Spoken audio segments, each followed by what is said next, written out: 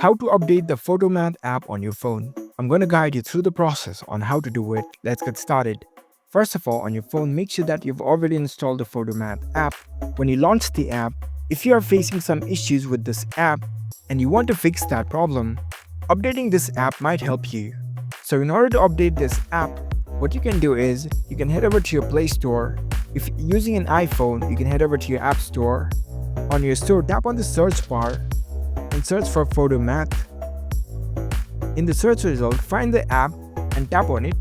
It'll open up the app space. Over here, if the update of this app is available, instead of this open button, you'll see the update button, and you can simply tap on the update button in order to update this app. Your app will be updated and it will be upgraded with all the new features, and it will also fix all the issues that you are facing.